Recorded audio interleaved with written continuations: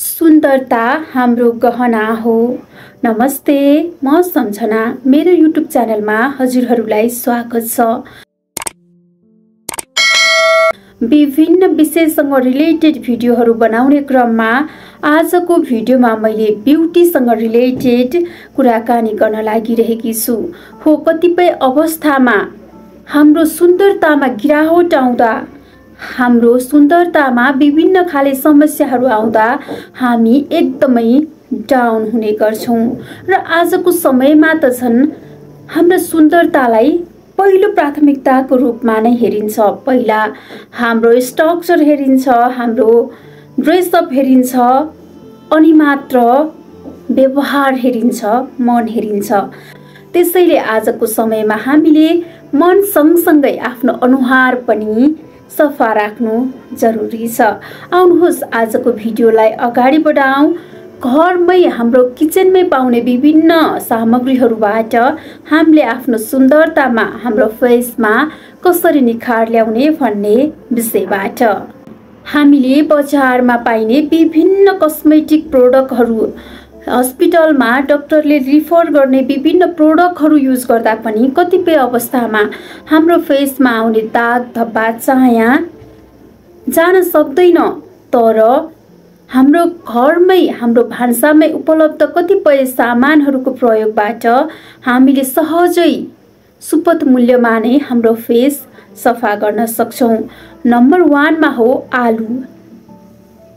हामी नेपालीहरूको हरेकको भान्सामा आलु हुन्छ, तर हामीले यो आलुलाई कसरी सुन्दरता निखारमा प्रयोग गर्ने भन्ने नजान्दा धेरै महँगा प्रोडक्टहरू खरिद गर्न पुग्छौं। आलुको टुक्रालाई मसिनो गरेर काटेर हामीले त्यो स्लाइस, आलुको टुक्राको पातलो स्लाइसलाई 5 मिनेटसम्म हाम्रो जहाँ दाग छ त्यो भागमा मजाले रगट्यौं भने पनि हाम्रो फेसमा भएको दाग धब्बा र चाया बिस्तारै जान्छ। जादुको छडी होइन यी प्रोडक्टहरू एकाएक तपाईको फेस रातारात क्लिन गर्नलाई, तर रेगुलर रूपमा तपाईले प्रयोग गर्दै जानुभयो भने यसले पनि तपाईको फेस क्लिन बनाउन सहयोग गर्छ। नम्बर 2, कागती र मह। कागती र मह हाम्रो हेल्थको लागि, हाम्रो सुन्दरताको लागि एकदमै राम्रो हो। हामीले 1 चम्चा महमा 1 चम्चा कागती मिसाएर हामीले प्रयोग गर्यौं रेगुलर रूपमा यो पेस्टलाई भनेदेखि हाम्रो फेसमा भएका दाग धब्बाहरू बिस्तारै कम हुँदै जान्छन्। हाम्रो फेसमा विभिन्न कारणले गर्दा समस्या आउँछ, एउटा मात्र कारण हुँदैन। महिलाहरूको गर्भावस्थामा पनि फेसमा चायापोतो विभिन्न दागहरू आउने प्रब्लम हुन्छ। यसै गरी मेन्सुरेन्स गडबड हुँदा पनि प्रब्लम आउँछ। हाम्रो पेटमा केही समस्या छ भने पनि प्रब्लम आउँछ। हामीलाई औषधिको साइड इफेक्टले पनि प्रब्लम आउँछ। विभिन्न कारण हुन्छन्। के कारणले हाम्रो फेसमा समस्या आइरहेको छ त्यो चाहिँ हामीले बुझ्नु जरुरी छ।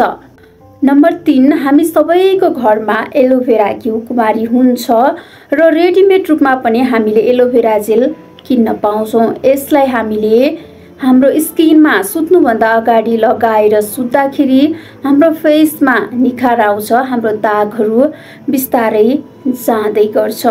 20 मिनेटसम्म हाम्रो फेसमा राखेर त्यसपछि हल्का पानीले हात भिजाएर यो हाम्रो फिङ्गरका टिप्सहरूले यसरी रब गर्दै हाम्रो फेसलाई हामीले क्लिन बनाउन सक्छौं। नम्बर 5, प्याजको रस। प्याज पनि हाम्रो हेल्थको लागि पनि, हाम्रो सुन्दरताको लागि पनि एकदमै राम्रो हो। प्याजको रस हामीले कपालको जरामा लगायौं भने हाम्रो कपाल टुक्रने झर्ने समस्या छ भने पनि यसले समाधान गर्छ भने हाम्रो फेसमा पनि प्याजको रसले राम्रो काम गर्छ। प्याजको रसलाई हाम्रो स्किनमा जहाँ दाग छ त्यहाँ लगाएर हामीले आधी घण्टा जति राखेर बिस्तारै त्यसलाई सफा पानीले पखाल्यौं, मसाज गर्दै भनेदेखि यसले पनि बिस्तारै हाम्रो फेसमा भएका दाग धब्बाहरू हटाउँछ। हजुर, आजको भिडियोमा मैले हजुरहरूलाई हाम्रो भान्सामै उपलब्ध हुने विभिन्न सामानहरूबाट हामीले कसरी आफ्नो स्किनको केयर गर्न सक्छौँ यस बारेमा ब्युटी टिप्सहरू सेयर गरे। हजुरलाई कस्तो भिडियो मैले बनाइदिए हुन्थ्यो जस्तो लाग्छ, के कुराको हजुरहरू आश गर्नुहुन्छ त्यो पनि कमेन्ट गर्नुहोला। अर्को यस्तै ब्युटी हेल्थसँग रिलेटेड विभिन्न खालका मोटिभेसनल भिडियोहरू हजुरहरूमा सेयर गर्ने सिलसिला जारी रहनेछ। अर्को भिडियोमा हजुर अनि मेरो भेट हुने नै छ। यतिन्जेलसम्म मलाई हेरेर सुनेर साथ दिनुभयो हजुरलाई धेरै धेरै धन्यवाद।